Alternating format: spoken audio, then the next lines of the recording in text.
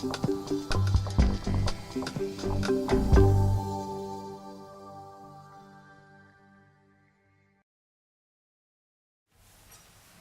Esther Kleijsen, I'm the HR leader for the Netherlands at Cisco, and I've been invited here to talk to you today about employee engagement and how that drives our productivity and performance.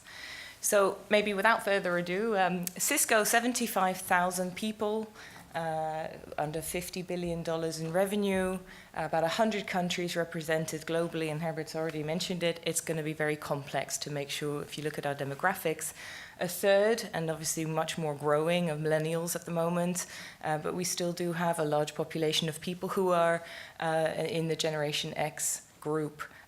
There isn't a one-size-fits-all. That's very complex, and we obviously need to figure out how do we best manage the entire organization. It's not possible to have individualized programs for every group, and then within each group there's obviously very different ways and different approaches as well. There's always an exception to a group too.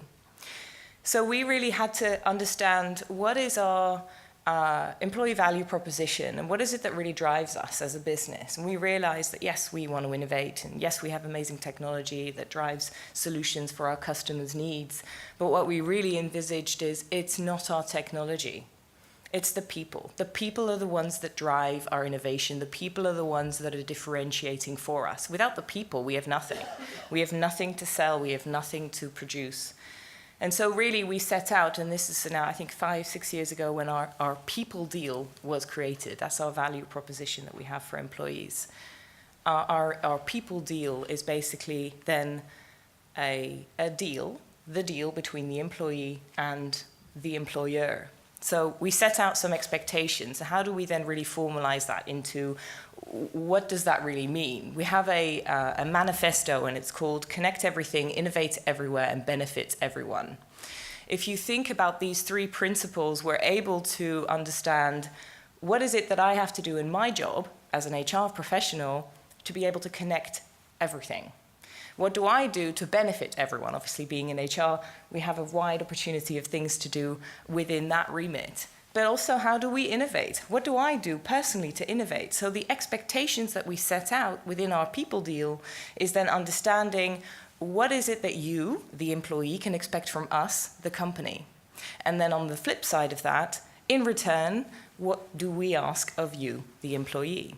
So everyone is here able to look at every single aspect within these manifestos and see how they can translate that to within their little cog in the big machine of Cisco, and how do they fit in. So what we as an HR organization did is set out to understand, okay, what areas, how do we end up holding up our end of the bargain?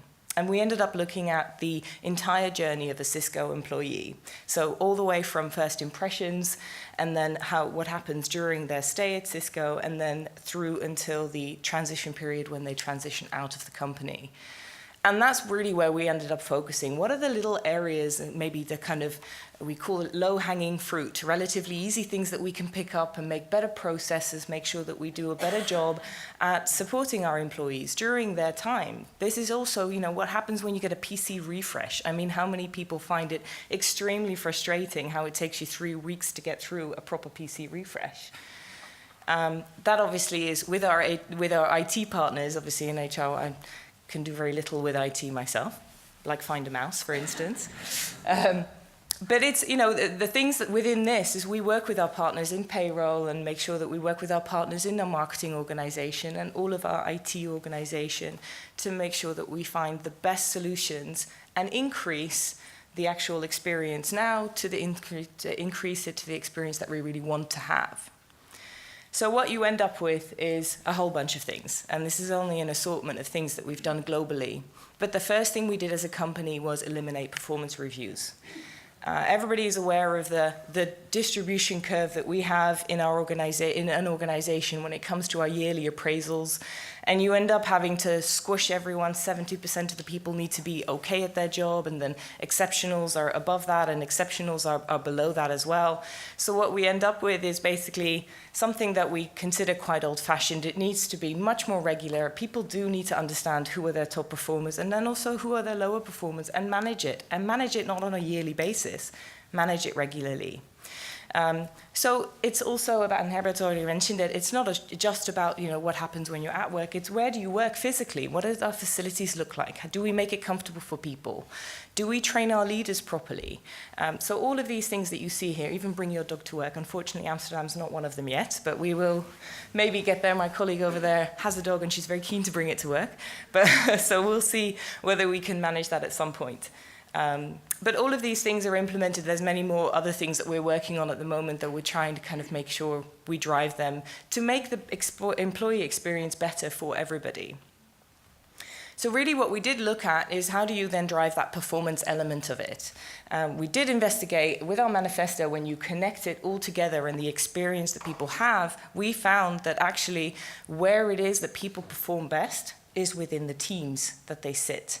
There's a very old phrase around people don't leave companies, they leave managers. People perform really, really good within the teams if they feel supported.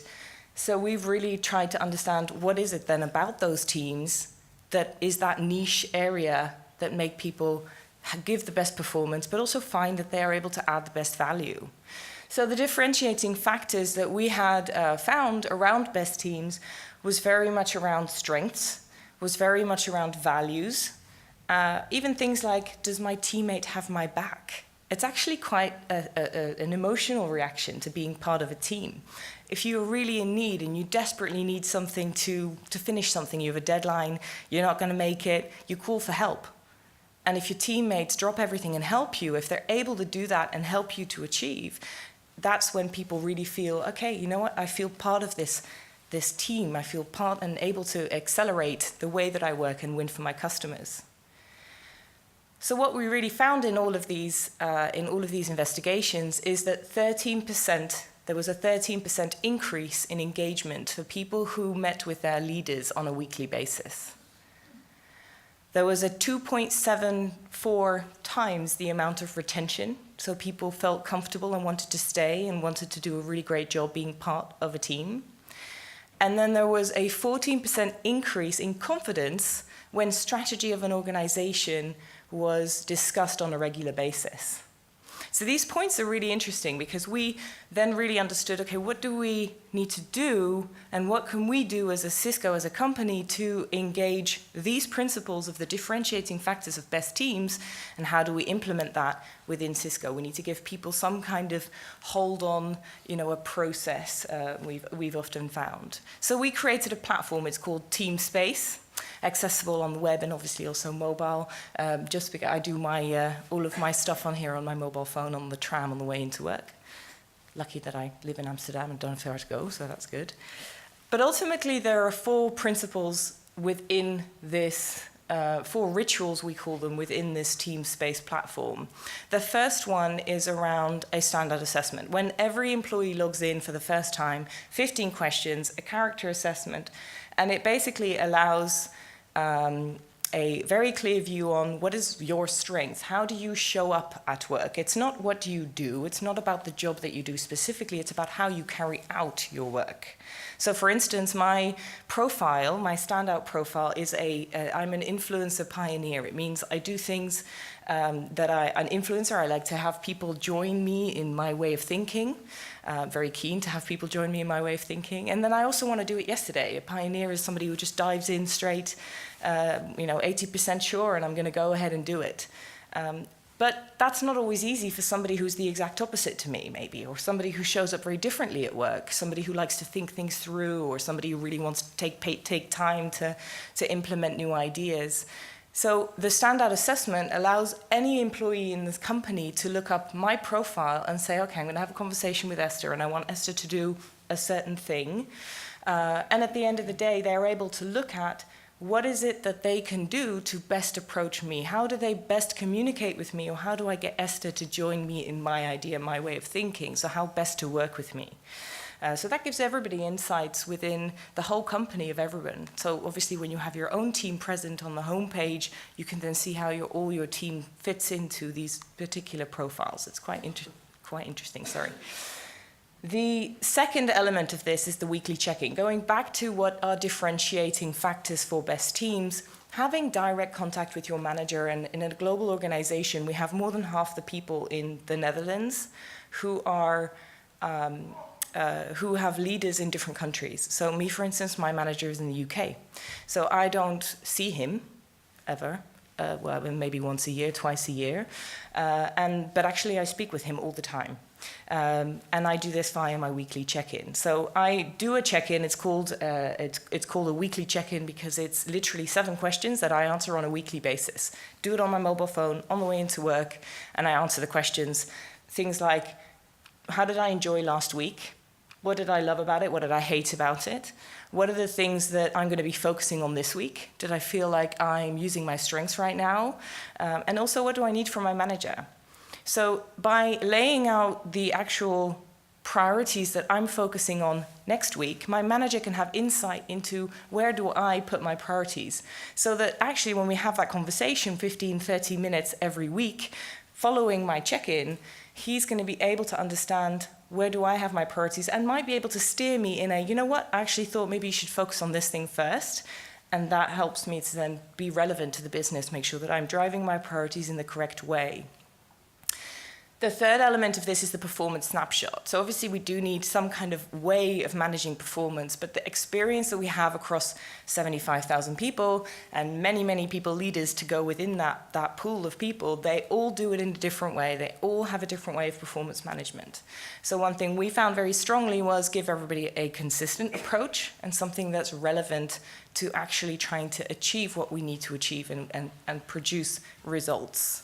So what we have is our performance snapshot. Again, something that a manager we advise they do on a monthly basis, where they can answer 8 questions, and 8 questions literally around, would I promote this person? Would I, if I need something done, am I going to go to that person? What does this person need to be able to be successful? These are questions that are then part of the performance snapshot and create a little sort of card around what is their performance at this point in time, and doing it on a monthly basis means you can see trends upwards, trends downwards, and make sure that you can also do something about it.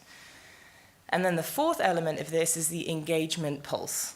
So we want to understand that everybody is having a good time. We want to know at least what to do about it. So we've got some rules set out, some outcomes set out. What do we really want in order to be a best team? How do people need to feel? So these engagement questions that come through you can send it out whenever you want as a leader of a team, and that team can be a virtual team as well, not just your direct team. But the engagement pulse will ask you about 8, 9 questions. And give you score. It's literally scores, and you can have, there's an open field where you can ask, where you can answer some proper sort of, what do I want to change, what do I want to see that's not there currently, that kind of thing.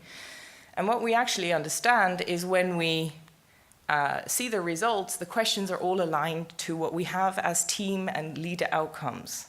So our leaders are expected to be able to drive a particular outcome. So the best of we on the left-hand side is where you see, how does it feel to be part of this team? Do my teammates have my back? Am I surrounded with people who share my values? Do I understand what the strategy is of the company, and do I feel like I'm a part of that? These are parts that we find very important, making sure we can see a score. For every team that fills out this engagement survey, you can see a score, and then a manager can have insight into where do I need to make changes for the positive, for the negative, etc. The best of me on the right-hand side is, what is it like for me as an individual on this team? So do I know what cog in that big machine I play? What value do I bring? Do I understand what is expected of me? Am I recognized for the good work that I do? These are all elements where it's a really quick and easy way for managers to then see what are the things that I can focus on as a leader. So really what we have in all of that is a way of focusing on our individuals, making sure that we drive our business strategy. We focus intensely on teams to make sure that we have an agenda to win together, and making sure that we're focusing on leaders of teams because they're the ones that provide the biggest experience as part of an organization, and they're able to help us to deliver the results. Thank you.